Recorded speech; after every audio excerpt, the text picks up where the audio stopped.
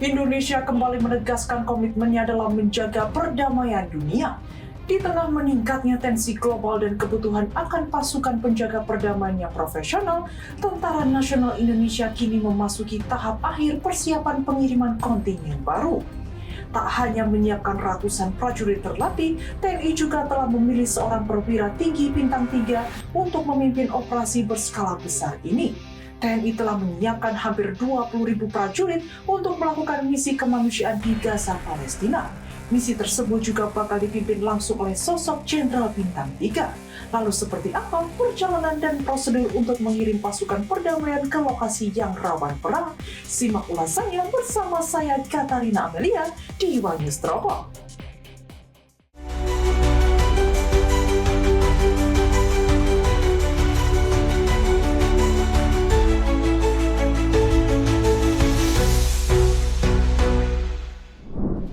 Indonesia sendiri merupakan salah satu kontributor terbesar pasukan pendamaian PBB di Asia.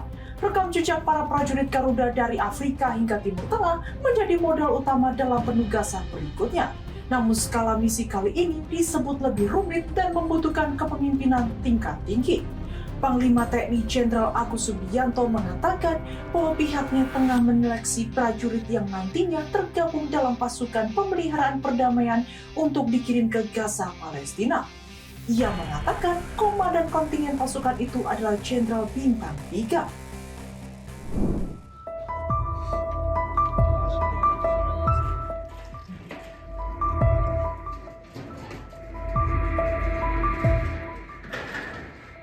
Panglima TNI Jenderal Agus Subianto mengatakan bahwa pihaknya tengah menyeleksi prajurit yang nantinya tergabung dalam pasukan pemeliharaan perdamaian untuk dikirim ke Gaza, Palestina.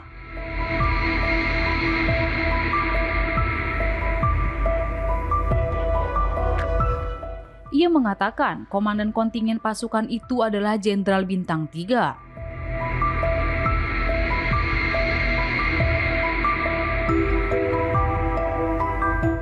Agus menjelaskan rencananya pasukan terdiri dari 3 brigade komposit yang terdiri dari 1 batalion kesehatan, 1 batalion zeni konstruksi, batalion bantuan dan bantuan mekanis.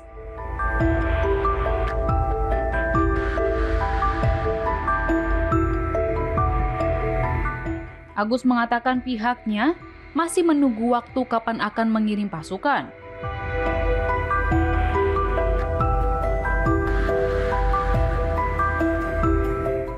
Nantinya, TNI akan mengirim tim pendahulu.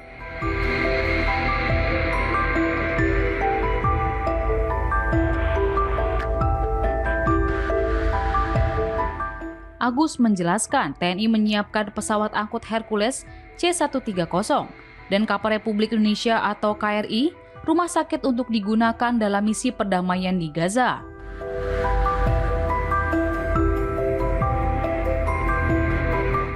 Pengerahan pesawat Hercules diketahui untuk mengangkut logistik dan pasukan.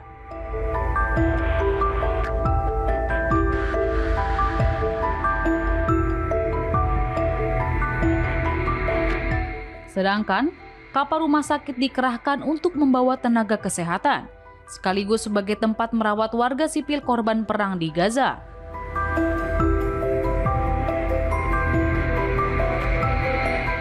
Sebelum pengiriman pasukan, TNI akan mengirim tim AJU untuk memetakan situasi dan menentukan lokasi operasi di Gaza.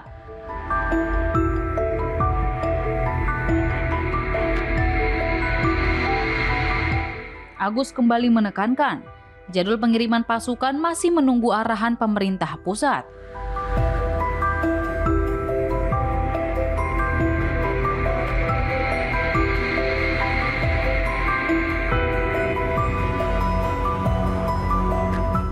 Langkah ini menunjukkan kesiapan TNI dalam mendukung misi perdamaian PBB, sekaligus memastikan pasukan yang dikirim memiliki pengalaman, kompetensi, serta kemampuan diplomasi yang memadai untuk menghadapi situasi kompleks di wilayah konflik.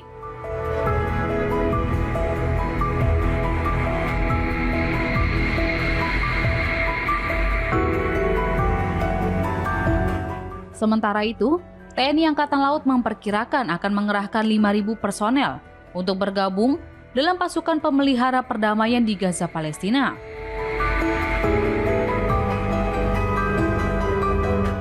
Menurut Kepala Dinas Penerangan TNI AL, Laksamana Pertama TNI Tunggul, jumlah tersebut merupakan 25% dari jumlah total pasukan TNI yang akan dikirimkan ke Gaza, yakni 20.000.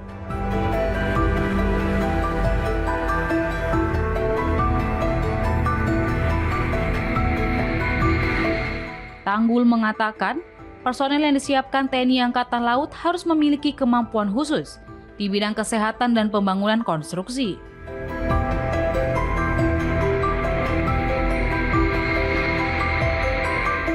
Kemampuan itu nantinya akan dipakai untuk merawat warga sipil korban perang, serta membangun fasilitas maupun infrastruktur sementara di Gaza.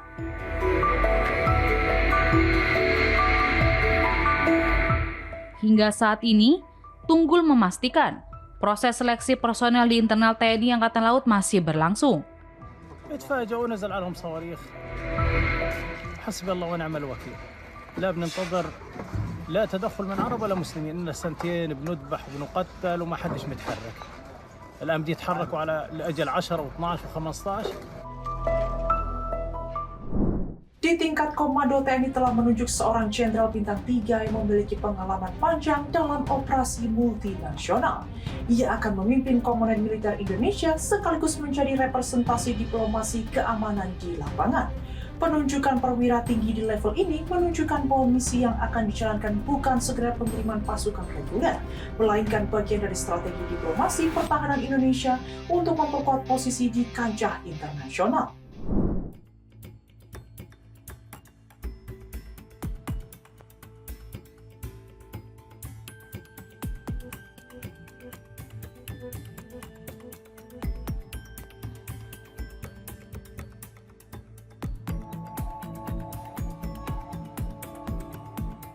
Kapuspen TNI, Maijen Freddy Ardiansah, mengungkap kriteria Jenderal Bintang 3 yang akan memimpin pasukan perdamaian Gaza, Palestina.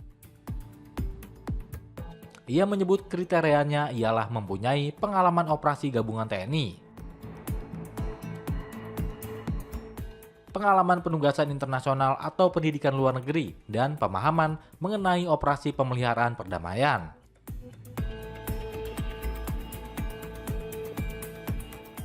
Mabes TNI juga mensyaratkan kemampuan diplomasi militer dan komunikasi strategis untuk jenderal yang akan memimpin pasukan perdamaian.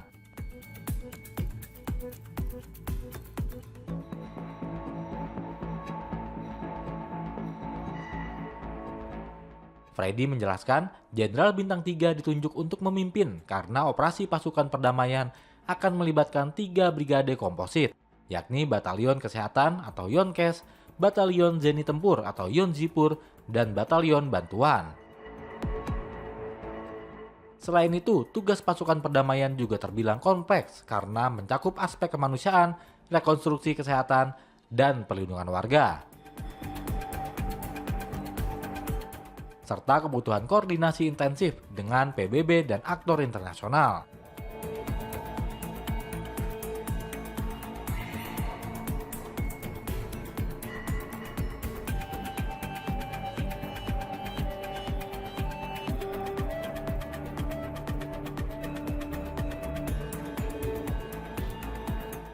Menurut rencana, Jenderal Bintang 3 ini akan berkedudukan sebagai Force Commander yang memimpin seluruh unsur kontingen Indonesia dalam misi kemanusiaan dan penjaga perdamaian.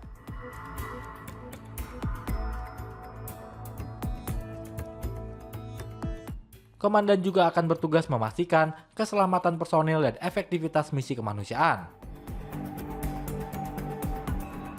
serta menjaga netralitas dan mematuhi mandat Perserikatan Bangsa-Bangsa atau PBB. Diberitakan sebelumnya, Panglima TNI Jenderal Agus Subianto mengungkapkan bahwa pasukan perdamaian yang hendak dikirim ke Gaza, Palestina, akan dipimpin oleh Jenderal Bintang 3.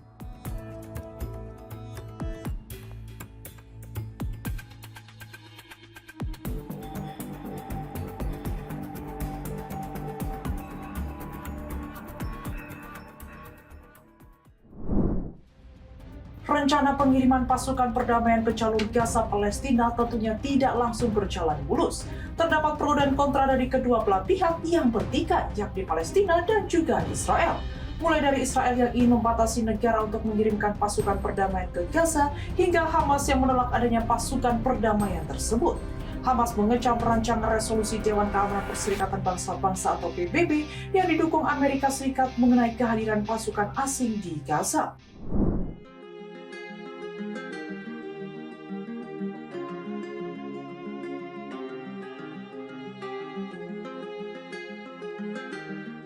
Hamas mengecam rancangan resolusi Dewan Keamanan Perserikatan Bangsa-Bangsa atau PBB yang didukung Amerika Serikat mengenai kehadiran pasukan asing yang akan berjaga di Gaza.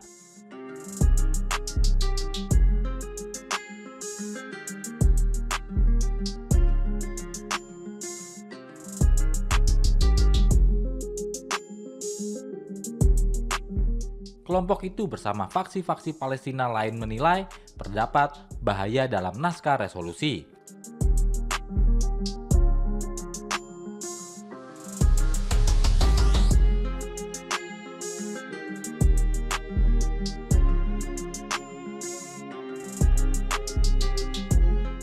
Yang memuat rencana pengerahan pasukan stabilisasi internasional atau International Stabilization Force atau ISF.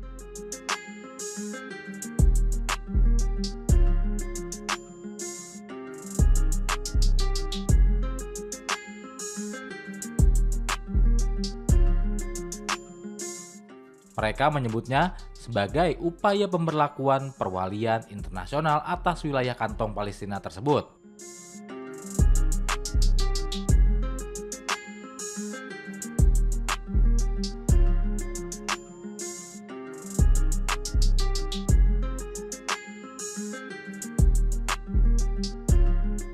Hamas menyebut rancangan tersebut membuka jalan bagi dominasi eksternal terhadap keputusan nasional Palestina.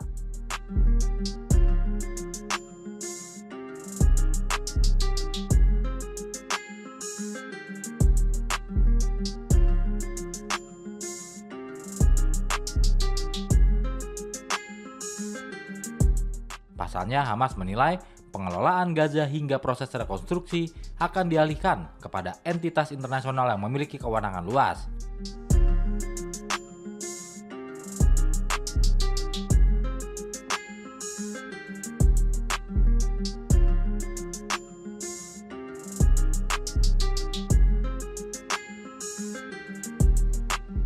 Hamas menilai langkah itu sama saja dengan mencabut hak rakyat Palestina untuk mengatur urusan mereka sendiri.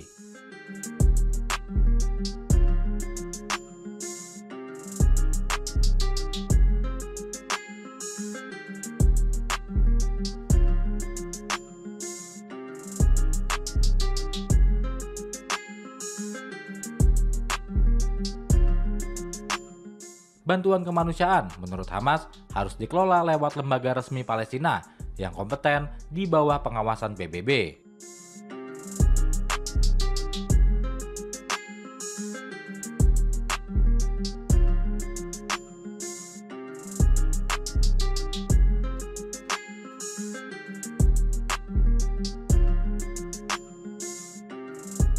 Pengelolaan bantuan juga harus menghormati kedaulatan Palestina serta kebutuhan warga Gaza.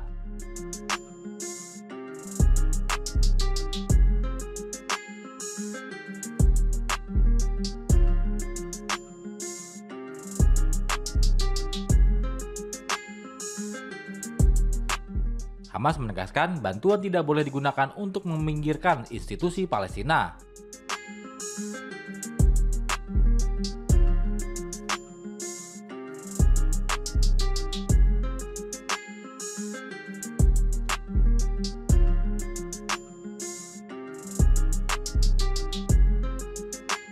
Kelompok tersebut kembali menolak segala klausul yang berkaitan dengan upaya melucuti senjata di Gaza.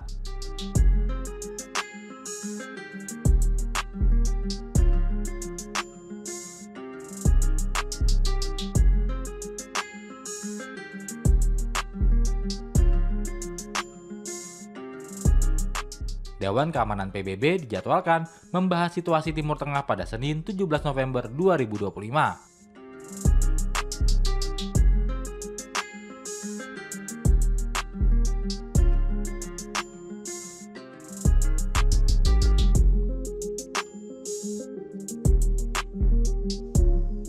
lebih dari sebulan sejak gencatan senjata mulai berlaku setelah lebih dari 2 tahun konflik di Gaza.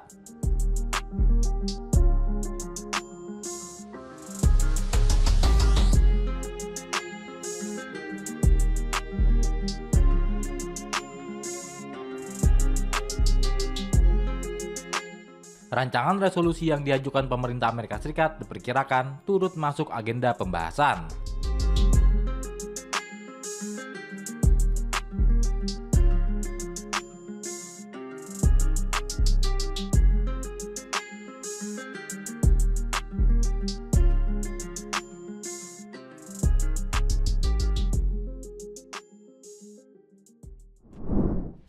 Dengan persiapan prajurit unggulan dan penunjukan seorang Jenderal Bintang 3 sebagai komandan misi, Indonesia sekali lagi menunjukkan keseriusannya sebagai salah satu pilar perdamaian dunia. Tinggal menunggu keputusan final dari PBB terkait jadwal keberangkatan dan wilayah operasi. Namun satu hal sudah jelas, TNI siap hadir membawa nama Indonesia dalam misi kemanusiaan global. Itulah laporan lengkap mengenai kesiapan TNI dalam mengirimkan pasukan perdamaian. Kita berharap kontribusi ini mampu memberikan dampak nyata bagi stabilitas dan keamanan internasional. Sekian rangkuman berita tentang kesiapan prajurit TNI untuk menjadi pasukan perdamaian di Gaza. Sampai jumpa di One News Teropong berikutnya bersama saya Katarina Amelia hanya di kanal YouTube TV One News Go.